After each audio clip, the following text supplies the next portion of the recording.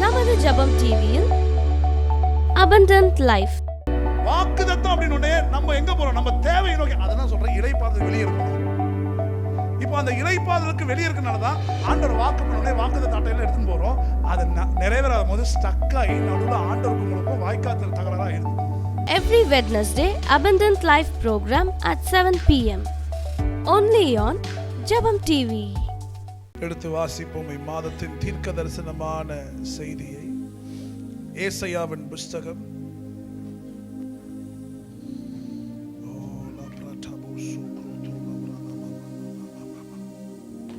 40வது அதிகாரம் 31வது வசனத்தை நாம் வாசிப்போம். கர்த்தருக்கு காத்திருக்கிறவர்களோ புது பலன் அடைந்து கழுகுகளைப் போல செட்டைகள் அடைத்து எழும்புவார்கள். நல்ல கவனிங்க, அவர்கள் ஓடினாலும் இளைப்படையார்கள், நடந்தாலும் சோர்ந்து போக மாட்டார்கள். எப்படிங்க இது பாசிபிள்? ஆமென். அவர்கள் ஓடினாலும் இளைப்படைய மாட்டாங்க, நடந்தாலும் சோர்ந்து போக மாட்டாங்க. ஏன்னா கர்த்தருக்கு காத்திருக்கிறவர்களோ புதுபலன் அடைந்து கழுகுகளைப் போல செட்டைகள் அடைத்து எழும்புவார்கள். அப்போ எழும்புவதுதான் தேவனுடைய நோக்கமாக இருக்கிறது. உங்களை என்னையும் ஓய்விலிருந்து எழுப்புகிற தேவனாக இருக்கிறார். இந்த மாதத்துடைய தலைப்பு soar high from the rest. அதாவது உயர எழும்புவீர்கள் ஓய்விலிருந்து, இளைப்பாறுதலிருந்து. இது வரைக்கும் எழும்புவோம், கழுகு போல எழும்புவோம், கழுகு போல எழும்புவோன்ற வார்த்தையை தான் பல ஆண்டுகளாக கேட்டோம்.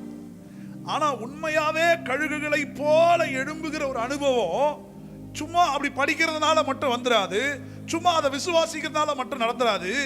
அது ஆழமான சத்தியம் என்னன்னா, அவருடைய இளைப்பாறுதலில் இருக்கிறவங்க மட்டும்தான் அதை கழுகை போல செட்டைகளை விரித்து அவர்கள் எழும்ப முடியும்.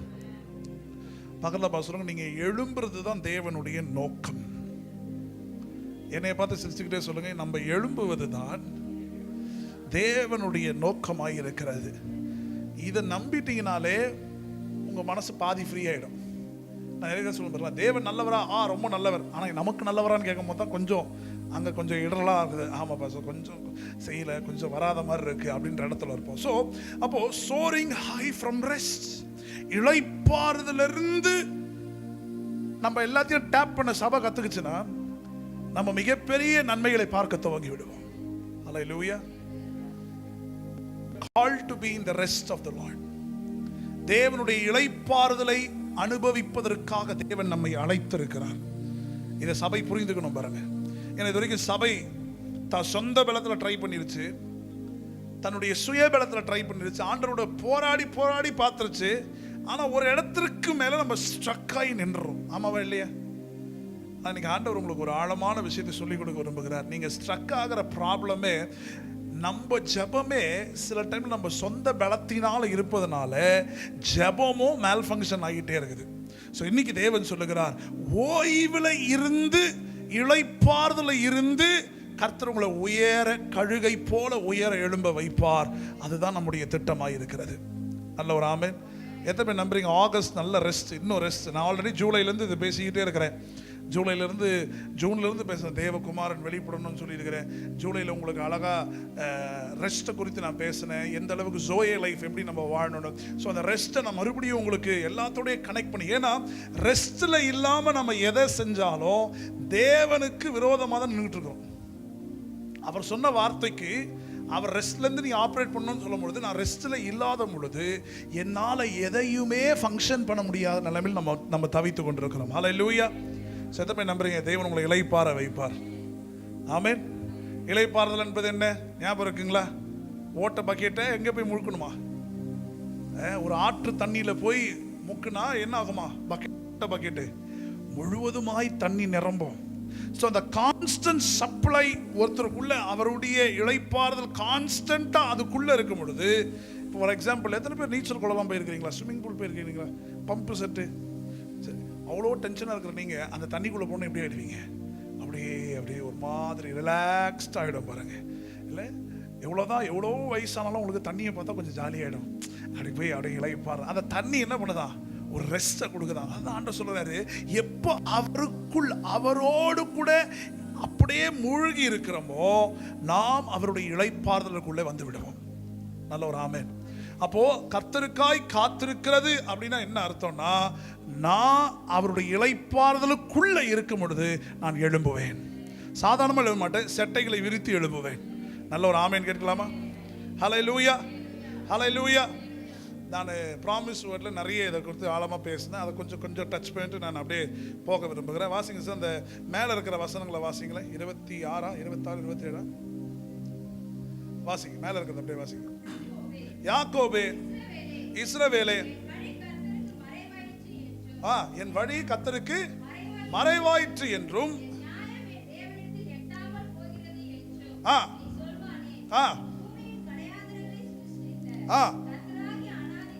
அநாதி தேவன் சோர்ந்து போவதும் இல்லை, இளைப்படைவதும் இல்லை.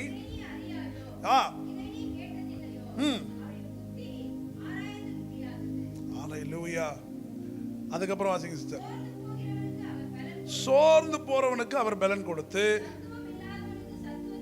போதும் போதும். நல்ல ஒரு ஆமென்.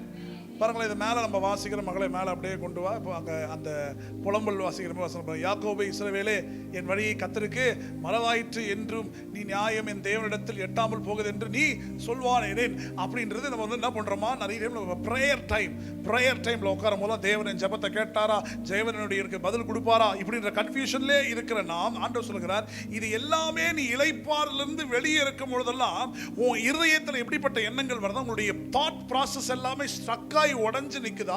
நம்ம எப்படி தேவனை பார்த்துக்கிறோம்? ஆண்டவரே, உங்க வழி என்ன இருக்குன்னு தெரியல, நான் மறைந்து போயிட்டேனா, என்னுடைய ஜெபம் உங்களுக்கு கேட்டுருச்சா கேட்கலையா அப்படின்ற அளவுக்கு ரொம்ப சோர்ந்து போயிட்டார். சம்டைம்ஸ் நம்ம நினைக்கிறோம் தேவனே நம்ம ஆசீர்வதிக்க சோர்ந்து போயிட்டாருன்னு. தேவனே என்னைய பிளஸ் பண்றதுல சோர்ந்து போயிட்டாரு, அவருக்கு என் மூஞ்ச பார்த்தாலும் இரிட்டேட்டிங்கா இருக்கு அப்படின்ற ஒரு கற்பனைக்குள்ள போயிட்டு நம்ம என்ன பண்றோம், ஆண்டவரே கண்ணு இருக்கா, மூக்கு இருக்கா, காது இருக்கா, இப்படின்னு நம்ம ஜெபம் எப்படி இருக்கா, ஜெபமாவே இருக்கே தவிர அவருடைய இளைப்பாறுதலுக்குள்ள இருந்து நான் சகலத்தையும் பெற்றுக்கொள்ள முடியும் என்ற எண்ணத்திற்கு நான் வரல. இன்றைக்கு தேவன் சொல்லுகிறார், உன் இருதயத்தோட நீ போராடுகிற எண்ணங்களை தேவன் இந்த ஆகஸ்ட் மாதம் உடைத்து போட போகிறார். நல்ல ஒரு ஆமென். எத்தனை பேர் நம்புறீங்க இந்த வார்த்தையை? ஹல்லேலூயா, ஹல்லேலூயா.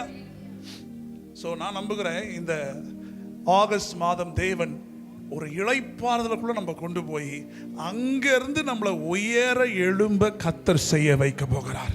நல்ல ஒரு ஆமென் கேட்கலாமா? ஹல்லேலூயா.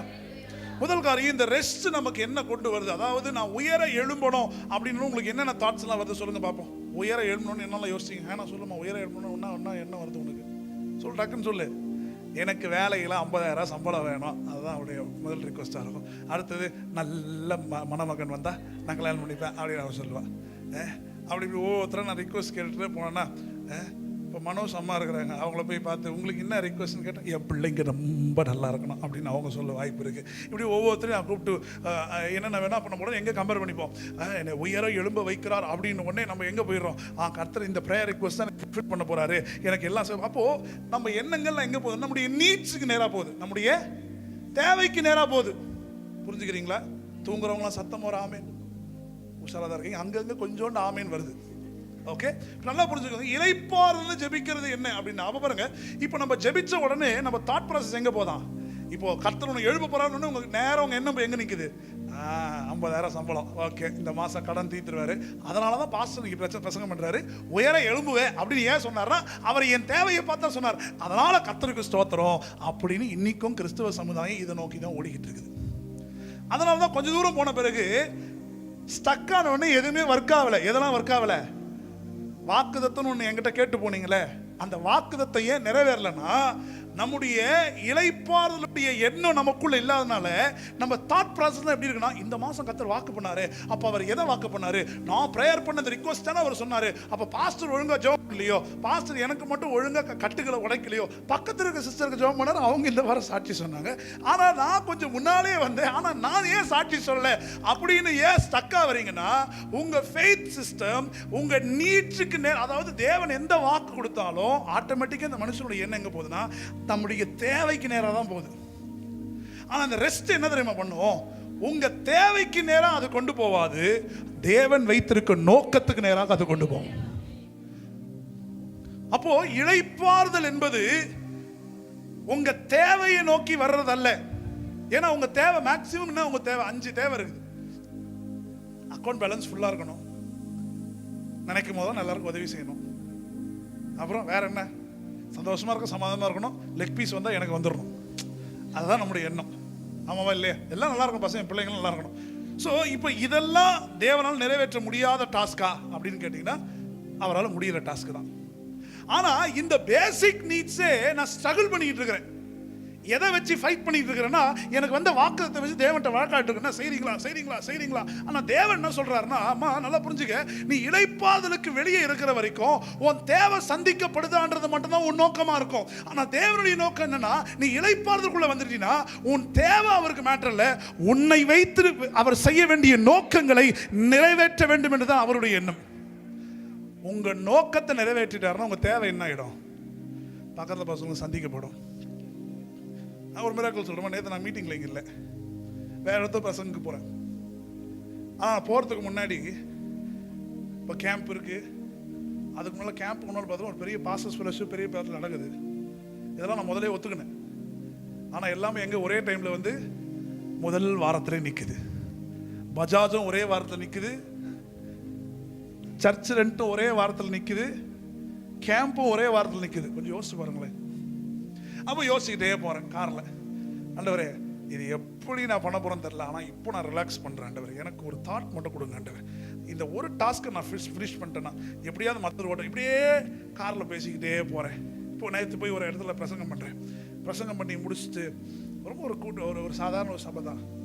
அந்த சபையை முடிச்சுட்டு உட்காந்துக்கிட்டே இருக்கிறேன். ஒருத்தர் ஓடி வந்து ஒரு வார்த்தை எனக்கு சொல்லலை, ஒரு வார்த்தை கூட என்னை பார்த்து அவர் பேசலை. ஏன்னா அந்த சேர்த்து சொல்லிட்டாங்க, முதலே சொல்லிட்டாங்க என்னென்னா, பாஸ்டர் வாங்க நீங்கள் இறங்கிலாம் ஜோம் பண்ணுவீங்களா அப்படின்னு கேட்டார். இல்லை நீங்கள் ஓகே சொன்னதை இறங்கி ஜோம் நான் ஜோம் பண்ண மாட்டேன். ஸோ அப்படியே உட்காந்துட்டு இருக்கும்போது ஒருத்தர் ஓடி வந்துட்டு ஏன்னோ பாஸ்டர் எதுவுமே சொல்ல, பாஸ்டர் அப்படின்னு சொல்லிட்டு அப்படியே ஒரு தொகை எடுத்து என் கையில் வச்சேன். ஒரு ஆமின்னு சொல்ல மாட்டீங்களா? அது எதுக்கு நான் ஜோம் பண்ணேன்னா, ஆண்டவரே கேம்புக்கு சாப்பாடுக்கு எனக்கு தேவைப்படுது, உங்க பிள்ளைகளை போஷிப்பதற்காக ஒரு அற்புதத்தை செய்ய மாட்டீரோ அப்படின்னு சொன்ன அந்த இளைப்பாறுதலும் ஜெபம் பண்ண உடனே சம்மந்தமே இல்லாத ரொம்ப சாதாரணமா அப்படியே ரொம்ப ரொம்ப ஆர்டினரியா இருக்கிறாரு. ஆனால் அந்த moment when I prayed from the rest, உங்களை போஷிக்கிறதுக்கு ஒரு காகத்தை தேவன் அங்கிருந்து நல்லா கரங்களை தட்டலாமா? நான் சொல்றது புரிஞ்சுக்கிறீங்களா? அப்ப கழுகனை போல எழுப்பு வேணும். உடனே the entire church is turning to the needs what you have. உங்களுக்கு என்ன தேவையோ அதைத்தான் தேவன் பேச நினைக்கிறேன். அதை பத்தி அவர் பேசல, ஏன்னா அது அவருக்கு ஒரு விஷயமே இல்லை. அவர் எதை நோக்கி வர்றாருன்னா, உங்க வாழ்க்கையில் அவர் பேசின வாக்குத்தத்த நோக்கத்தை நிறைவேற்றுவதற்காக இந்த இளைப்பாறுதல் மிகப்பெரிய திட்டங்களை உங்களுக்கு செய்ய போகிறது. நல்ல ஒரு ஆமென். பக்கத்து பசங்க நோக்கம் முக்கியம், தேவை முக்கியம் இல்லை. ஆமென். ஹல்லேலூயா. ஆண்டவருக்கு பாருங்களேன், மன்னாவை கொடுக்கறதுக்கும் தண்ணியை கொடுக்கறதுக்கும் ஒரு விஷயமாவே அவருக்கு தெரியல. அவர் என்ன சொன்னார்னா, தண்ணி, சாப்பாடு, ட்ரெஸ்ஸு, நீ போடுற செருப்பு, இது எதுவுமே எனக்கு முக்கியம், இதெல்லாம் ஒரு விஷயமே இல்லை. ஆனால் ஒரே ஒரு மேட்டர் மட்டும் எனக்கு என் மைண்டில் விட்டுருக்கேன்னா, நீ கானான் தேசத்துக்கு போகணும். நோக்கம் என்ன? பர்பஸ் என்ன? எல்லாம் சொல்லல, கானான் தேசம். இஸ்ரவேலுடைய பர்பஸ் என்னவா இருந்துச்சு? தேவையா இருந்துச்சு. சாப்பாடு கொடுப்பீங்களா? அக்வாஃபீனா அக்காவை பத்தி பேசாதீ அப்படின்ற மாதிரி. ஆண்டவர் அக்வாஃபீனா கொடுப்பீங்களா? ஆண்டவர் தேசத்தை கொடுப்பேன் அப்படின்னா இவன் கேட்கிறான், தண்ணி வருமா? நீ எல்லா ஜெயிச்சிருவடா, அதெல்லாம் ஓகே. செருப்பு தேவைக்கூடாது, என் ட்ரெஸ் பழசாக கூடாது, நான் வெள்ளரிக்காவே சாப்பிட்றேன். அப்போ ஆண்டவர் வாக்கு பண்ணும் போதெல்லாம் இவங்க என்ன எதை நோக்கியது? தேவையை நோக்கியது. இன்னைக்கு இதுதான் current problem in church, in all churches. வாக்கு தத்துவம் அப்படின்னு நம்ம எங்க போறோம்? நம்ம தேவையை நோக்கி. அதெல்லாம் சொல்றேன், இளைப்பாறுதல் வெளியே இருக்கணும். நம்ம இப்போ அந்த இளைப்பாறுதலுக்கு வெளியே இருக்கனால தான் ஆண்டவர் வாக்கு பண்ணோடனே வாக்கு தாட்டையெல்லாம் எடுத்துன்னு போறோம். அது நிறைவேறாத போது ஸ்டக் ஆகி நடுவில் ஆண்டவருக்கு உங்களுக்கும் வாய்க்காத்து தகராறாக ஆயிடுது. பண்றீதா இல்லையா? கோச்சிக்கிட்டு போயிடுவேன், பைபிள் படிக்க மாட்டேன், ஜெபம் பண்ண மாட்டேன், சர்ச்சுக்கு போக மாட்டேன். ஏன்? அங்க போனா எனக்கு எதுவும் நடக்கல. ஆமீன் வரலையே. நிறைய பேர் கோச்சிங் மாதிரி போயிடுவாங்க. எல்லாரும் நடக்குது, எனக்கு மட்டும் நடக்கல. ஏன்னா நீங்க எனக்கு ஸ்பெஷலா ஜெபம் பண்ணல. பாருங்க, பிரச்சனை ஏன்ட்டே ஆண்டுட்டே. ஒருத்தன் ஜெபம் பண்ணணும், பொறுமையை தாரும், அது இப்பவே தாரும். எவ்வளவு பொறுமை பாருங்க ஜெபத்துல.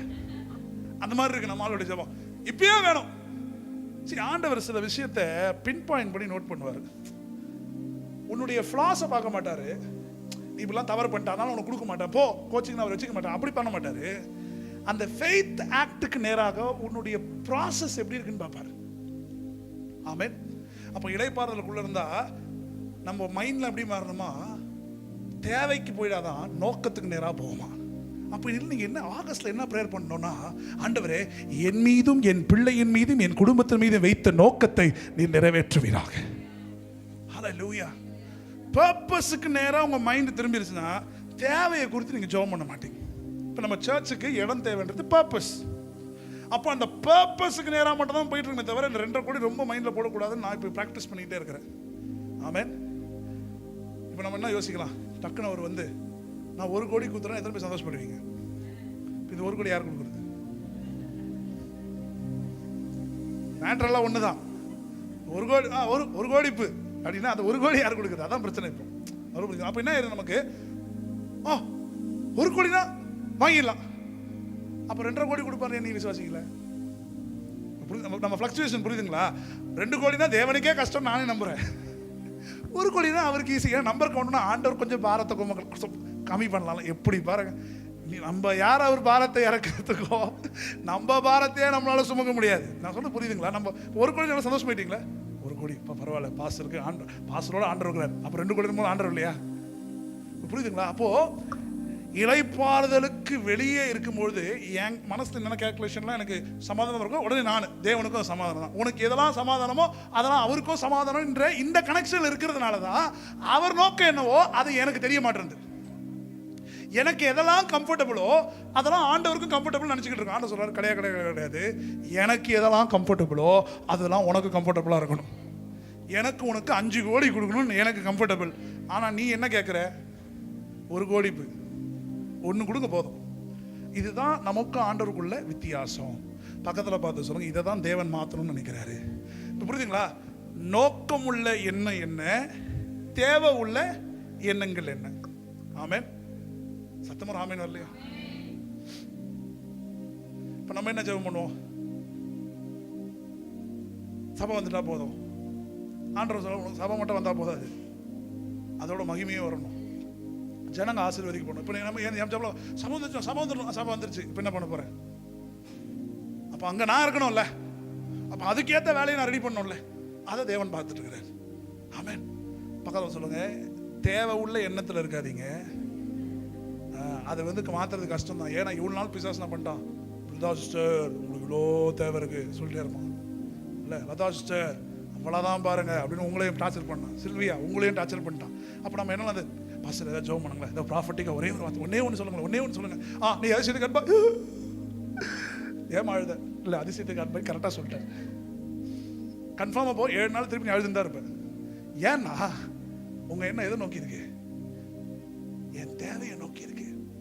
அதனால தான் ரெஸ்ட்லேயே நம்ம இல்லை, படப்படப்பாக இருக்கும். நாங்கள் அப்படியே என்னடா ஆண்டவர் இருக்கிறாரா, போயிட்டாரா, வந்துட்டாரா சொன்ன பாருங்க. இந்த மிராக்கிள் நான் உண்மையாக ஆச்சரியப்பட்டேன். ஒரு வார்த்தை சொல்லலை, இது மட்டும் பிடிங்க, நீங்க பேசின வார்த்தை இன்னைக்கு எனக்காக. ஆமென் சொல்லுங்க. அப்போ பாருங்க, ரெஸ்ட்ல இருக்கும்போது ஆண்டவர் என்ன பண்றாரா, ஏடிஎம்ல போய் அவர் ஏடிஎம்ல போய் எடுத்துட்டு வந்தாரு என்கிட்ட. சூப்பர். அப்போ வார்த்தையில கிரியை செய்யறவனுக்கு வார்த்தை போய் என்ன பண்ணுமா, மரியாதை எழுந்து போய் பின் நம்பர் கரெக்டாக போட்டு புது நோட்டை எடுத்துட்டு வந்து அவர்கிட்ட கொடு. நான் போன பாஸ்டர் கூட எனக்கு எவ்வளோ காணி குத்துறேன் எனக்கு திறந்து பார்க்கல. எனக்கு அந்த பழம் கிடையாது. போனாலும் திறந்துலாம் பார்க்க மாட்டேன், அப்படியே வச்சுருவேன். எப்போ தேவையோ அதை எடுப்பேன். நான் யோசிச்சு பார்த்தேன், பாருங்களேன், நம்ம விமன்ஸ் ஆண்டவர் எவ்வளோ லவ் பண்ணுறாரு பார்த்தீங்களா? பக்கத்து பசங்க உங்களை ஓவராக லவ் பண்ணுறாரு ஆண்டவர். ஆமாம், ரொம்ப லவ் தான், தாங்க முடியல அவருக்கு. ரொம்ப கிரேசியாக இருக்கிறார் உங்கள் மேலே. அப்புறம் நிறைய பேர் உண்மைன்னு இருக்கிறாங்க. தேவை சந்திக்கப்படலையே ஆண்ட சொல்ல, உன் தேவையை விட உன் நோக்கம் தான் எனக்கு முக்கியம். ஆமென்.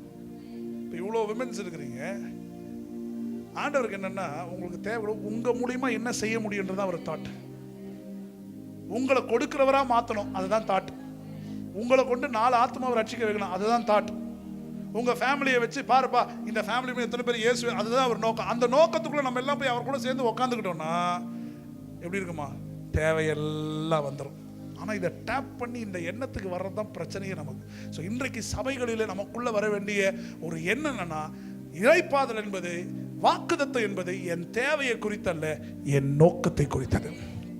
ஹல்லேலூயா.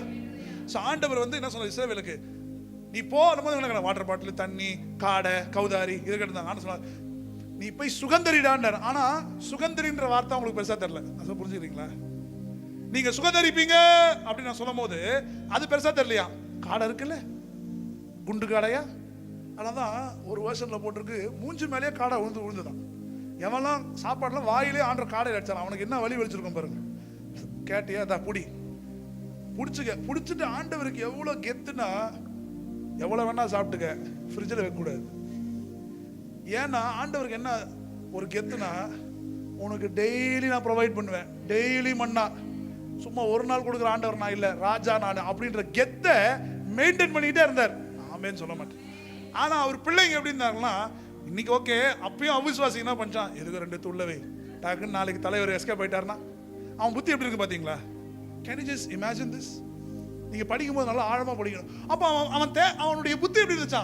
தேவையை நோக்கி தான். தேவன் சொல்றா, டெய்லி கொடுக்குறேன்டா சாப்பாடு, டெய்லி கொடுக்குறேன்டா, கேம்ப் சைட்டுக்கு வாங்க அப்படின்னு சொல்ற மாதிரி டெய்லி தேவை. ஆனால் 2 பேர் கொஞ்சம் பேர் ஒரு குரூப் எதுக்கோ கட்டப்பையில போட்டு வைப்போம். திடீர்னு குழந்தைக்கு, அதாவது குழந்தை பசின்னு சொன்னா நான் என்ன பண்ணுவேன்? உன் பிள்ளையோட பிள்ளைக்கே பசி வந்தாலும் அதை சந்திக்க நான் உண்மை உள்ளவராக இருக்கிறேன். ஏன்னா உன் வாழ்க்கையில் நான் நோக்கத்தை வைத்திருக்கிறேன். ஆமென். பக்கத்துல சொல்லுங்க, நம்ம சாதாரண கிடையாது, நம்ம சுகந்தரவாடிகள். ஆண்ட சொல்ல போய் சுகந்தரியினர் போ, உள்ள போ, சுகந்தரித்துக்கொள்.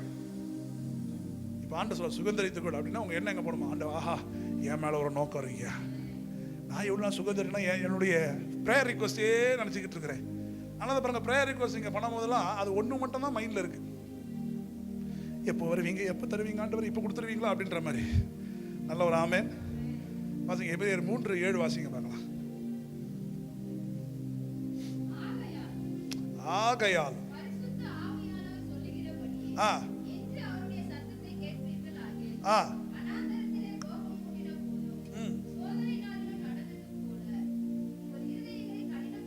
உங்க இருதயத்தை, ஆவியோட சத்தத்தை கேளுங்க. அப்புறம் என்ன சொல்றாரு? உங்க இருதயத்தை, அடுத்தது வாசிங்க தான் இன்ட்ரெஸ்டிங்கா இருக்கு பாருங்களேன். இப்ப ஆண்டவர் நம்மளை விஷ் பண்றாரு. அங்கே உன் பிதாக்கள் என்னை சோதித்து, என்னை பரீட்சை பார்த்து, போதும் ஒரு ஆமேன். ஆண்டவரே ஷபா, சோதிக்காதீங்களா என்னைய. சரி, பழைய ஏற்பாடுல என்ன போட்டிருக்கு? பழைய ஏற்பாடுல என்ன போட்டிருக்கு? யார் யாரை சோதிச்சா? யார் யாரை சோதிச்சா? ஜனங்க ஆண்டவரை சோதிச்சா. அவரை சொல்ல அதாவது வணங்கா கழுத்து, அதாவது ஜனங்க என்ன பண்ணிருக்காங்க? ஆண்டவரை சோதிச்சாங்க. இப்ப புதிய ஏற்பாடுல என்ன போட்டிருக்கு? ஆண்டவர் சொல்றாராம், எப்பா நீ என்ன சோதிக்கல, யார் சோதிச்சா? உங்கள் பிதாக்கள் என்னை சோதித்து, என்னை எக்ஸாமின் பண்ணி, என்னை பரீட்சை பார்த்து 40 வருஷம் அருன்னு என்ன அறுத்தானுங்க அப்படின்னு நான் சொல்லல, அவர் சொல்றாரு. ஆனா பழைய ஏற்பாட்டில் என்ன போட்டிருக்கு? ஜனங்க ஆண்டவரை சோதித்து. பக்கத்துல பார்த்து சொல்லுங்க, 2026 வரைக்கும் அவர் உங்களை சோதிக்கல, நீங்க தான் அவரை சோதிச்சிருக்கிறீங்க. எத்தனை பேர் புரிஞ்சுக்கிறீங்க? எத்தனை பேர் புரிஞ்சுக்கிறீங்க? ஆண்டவரே என்னைய ஏன் சோதிக்கிறீங்க அப்படின்னு அவங்களும் கேட்டாங்களாம். ஆனா புதிய ஏற்பாட்டில் இப்ப ஆண்டவரே சொல்றாரு, அப்பா இவனுங்களுக்கு நான் சொல்லி சொல்லி சொல்லி சொல்லி ட்ரை பண்றேன்ப்பா, இதான்ப்பா பிரச்சனை, இங்க பேர் மிஸ் ஆகுது, உன் ப்ராசஸ்ல மிஸ் சொல்லி சொல்லி பார்த்தா, ஆனாலும் அவங்க டெய்லி என்ன ப்ரேயர் பண்ணாங்களா? எங்களை ஏதா சொல்லி நாங்க யாருக்கு என்ன பண்ணோம்? ஆண்டவர் அதிர்விக்கிறேன், நான் யாருக்கு என்னடா பண்ணேன்? நான் சொல்ல, அவரு சொன்ன வசனத்தை தான் நான் உங்களுக்கு ரெஃபரன்ஸோட காட்டுறேன். நான் சொல்ல புரிஞ்சுக்கிறீங்களா இல்லையா? ஹல்லேலூயா, ஹல்லேலூயா. உங்க இருதயத்தை அப்போ இப்போ இங்க பிரச்சனை என்னன்னு பார்த்துக்கிட்டீங்களா? ஆண்டவருக்கு இருக்கிற மிகப்பெரிய பிரச்சனை என்னன்னா, உங்க தவறு இல்லை, உன் இருதயம் கடினப்படுறது. இருதயம் கடினப்படுறதுன்னா அன்பிலீஃப் அப்படின்னா விசுவாச குறைவு. பக்கத்துல சொல்லுங்க, விசுவாச குறைவு. நம்ம இதெல்லாம் வந்து விசுவாச குறைவுல ஒரு விஷயமா அப்படின்னு நினைக்கிறீங்க. ஆனா அவரை தான் சொல்றாரு, உங்க பிதாக்கள் என்னை சோதித்தோம், என்னை எக்ஸாமின் பண்ணியும் பார்த்துட்டாங்க. 40 நாள் போக வேண்டிய ட்ரிப்பை 40 வருஷம் ஆகி 40 வருஷமா ஆண்டவர் ப்ரொவைட் பண்ணிக்கிட்டே. நீங்க இப்போ நீங்க கடவுளா பண்ணிருப்பீங்க, ஓவரா பண்றீங்க, எதுவும் கிடையாது போடா சொல்றார்கள் தான். நம்ம ஆள் பார்த்தீங்களா, திட்டிட்டு 40 வருஷம் ப்ரொவைட் பண்ணியிருக்கிறார். எனக்கு தெரிஞ்சு அடிடாஸ், ரீபாக் எவ்வளோ ஷூஸு, அவன்லாம் ஒன்றுமே கிடையாது. 40 வருஷமும் இவங்க செருப்பு என்ன செருப்புனே தெரில. அது ஆண்டவரே ஹேண்ட்மேட் பண்ணி ஒவ்வொருத்தருடைய கால் சைஸு 12, அவனெல்லாம் பெருசு பெருசாக இருந்திருப்பானுங்க போல, 13 சைஸு கால் சைஸு, அதை வாங்கி 5, 4, 3 எல்லாருக்குமே ஸ்லிப்பர்ஸ் ப்ரொவைட் பண்ணப்பட்டிருக்கு. எப்படின்னு தெரில. சொல்றது புரிஞ்சுக்கிறீங்களா? அப்போ இருதயத்தை கடினப்படுத்தாது இருங்கள் அப்படின்னா ஆண்டவர் சொல்றாரு, அன்பிலீஃப் தான் எனக்கு மிகப்பெரிய பிரச்சனை. ஆமென். வரலையா? ஹல்லேலூயா. அதாவது என்ன நீங்க புரிஞ்சுக்கணும்னா, அன்பிலீஃப் என்ன புரிஞ்சுக்கணும்னா, ஆண்டவருடைய இன்டென்ஷன் என்ன அப்படின்னு நீங்க புரிஞ்சுக்கணும். நான் சொல்ல புரிஞ்சுக்கிறீங்களா? இப்போ ஒரு வீட்டில் கணவர் இருப்பாங்க, மனைவி இருப்பாங்க, சகோதரர் இருப்பாங்க, சகோதரி இருப்பாங்க. ஒருத்தர் வந்து இப்போ வீட்டில் ஒரு பெரிய மூத்த அண்ணன் இருக்கிறாருன்னு வச்சுக்கோங்களேன், சொல்றது எல்லாமே திட்டுற மாதிரி தான் இருக்கும். ஆனால் அதுக்கு ஒரு இன்டென்ஷன் இருக்கும். நீங்கள் உயர்வதற்காகவும், நீங்கள் நல்லா இருக்கிறதுக்காகவும், நீ சரிப்பட்டு வரணுன்றதுக்காகவும் ஒரு ஆள் வீட்டில் ஸ்ட்ரிக்டாகவே இருப்பாங்க. ஆனால் அவங்க வாய்ஸ் எப்படி இருக்குன்னா, ஏய் எங்கே போன நீ, தலை திரும்பிடும் உனக்கு அப்படின்ற மாதிரி அந்த வாய்ஸ் எப்படி இருக்கும். அது வந்து ஒரு ரூலிங் வாய்ஸ் மாதிரியே இருக்கும். நிறைய ரூலிங் வாய்ஸ் இருக்கும். ஆனால் யூ ஷுட் ஐடென்டிஃபை. அந்த இடத்துல நீங்கள் ஐடென்டிஃபை பண்ணணும். இவங்க என்னதான் நம்மளை திட்டினாலும், சில வார்த்தைகளை சொன்னாலும், அது நல்ல நோக்கத்தோட என்னை உருவாக்கணும், என்னைய கொண்டு வரணும் என்ற நோக்கத்தோட தான் இத்தனை வார்த்தைகளும் இருக்கிறது அப்படின்னு நீங்க புரிஞ்சுக்கிட்டீங்கன்னா அந்த அட்வைஸை நீங்க மேல வந்துடுவீங்க. அதான் ஆண்டவர் சொல்றாரு, உன் அன்பிலீஃபோட பிரச்சனை என்னன்னா, நான் சொன்ன பாருங்களேன், ஆண்டவர் கூட்டிட்டாரு போயிட்டாரு, வரவே இல்லை, என்ன மட்டும் ஃபேவரிசம் பண்ணிட்டு அப்படின்னு நீங்க நினைக்கிற அந்த எண்ணம், அது ஏன் அவருக்கு பிரச்சனையா இருக்குன்னா, ஆண்டவர் சொல்றாரு, என் இன்டென்ஷன் உன்னை நோக்கி எல்லாமே கரெக்டா இருக்குன்றத நீ புரிஞ்சுக்கிட்டீங்கன்னா உனக்கு வர எல்லா நன்மையும் கரெக்டா வந்துடும். நல்ல ஒரு ஆமென். ஹல்லேலூயா. நான் சொல்ல புரிஞ்சுக்கிறீங்களா? பக்கத்துல சொல்லுங்க, உங்களை நோக்கி வர எல்லா இன்டென்ஷனும், ஆண்டவர் கிட்ட இருந்து வர எல்லா இன்டென்ஷனும் அது நன்மைக்கு எதுவாக தான் இருக்கு. நான் சொல்ல புரிஞ்சுக்கிறீங்களா? சிரிச்சுக்கிட்டே சொல்லலாமே. சில பேருக்கு என்ன விசுவாசமா, அவரு என்னை மட்டும் வச்சு வேணும்ட்டே செய்வார். எனக்கே தெரியும். இல்லைன்னா ஆண்டவருக்கே இவங்க பெரிய டிரைவர் ஆயிட்டாங்க. ஆண்டவரோட ரைட் ஹேண்டே நான் தான், எனக்கு தெரியும். அவர் எப்பவுமே பிரதர் பண்ணி என்னை வச்சு செஞ்சு அடிச்சு சாவடிச்சு போட்டு மெரிச்சு அப்புறம் தான் என் கையில் வரும். இது வரைக்கும் அப்படி வந்துச்சு. இது வரைக்கும் ஏன் வந்ததுன்னா, உன் சிஸ்டம் ஆஃப் ஃபெய்த் அப்படி இருக்கு. என் அப்பா என்னை அடிச்சு ஒடிச்சு கொடுக்க மாட்டாரு, என்னை ட்ரெயின் பண்ணுவாரு. ஆனா அவர் சொல்ற எல்லாமே, இப்ப எனக்கு கெட்டதே நடந்தா கூட அந்த கெட்டதுலயும் அவர் நல்லது மட்டும் தான் எனக்கு செய்வார் அன்ற எண்ணம் இளைப்பாறுதலா மட்டும் தான் இருக்கும். ஹல்லேலூயா. நான் சொல்றது புரிஞ்சுக்கிறீங்க? சில பேர் எப்படி ஆடும், உடனே அப்படியே கோச்சிப்பீங்க. ஓ ஏன் ஆண்டவர் எனக்கு விட்டாரு, எல்லாரும் எங்களை பத்தி தப்பா பேசுறாங்க. இப்ப என்ன ஆயிடுச்சு? இயேசுவே தப்பா தான் பேசுனாங்க, உங்களை தூக்கி வச்சா பேச போறாங்க. அப்பாவுக்கே அந்த நிலைமை, உங்களுக்கு என்ன நிலைமை? ஆனாலும் நீங்க உயர்வீங்க. பைபிளில் பாருங்களேன், ரொம்ப பைபிளில் இந்த ஓல்ட் டெஸ்ட்மெண்ட்ல ரொம்ப வேதனையான விஷயம் என்னன்னா, அந்த ஜனங்க பூமி பிளந்து இறந்து போனது, ஆண்டவர் அவங்களை போட்டு தள்ளினது, இதெல்லாம் பார்க்க ரொம்ப சேடாக இருக்கும். பைபிளில் பாருங்களேன், ஒரு சேடான இன்சிடென்ட்டுக்கு அப்புறம் 2 வருஷத்துக்கு அப்புறம் பார்த்தீங்கன்னா உற்சாகப்படுத்துற மாதிரி அடுத்த வருஷம் வரும். பார்த்துருக்கீங்களா? வாசம் தான் தெரியும். நீங்கள் எங்கெல்லாம் பைபிள் வாசிக்கிறீங்களோ ஒரு மாதிரி சேடான ஒரு இன்சிடென்ட் நடக்கும். இசைவஜன் தோத்து போயிருப்பாங்க, இல்லை தேவன் அந்த இடத்துல கை விட்டுருப்பாரு. இப்படி அடுத்த 2 வருஷத்துக்கு அப்புறம்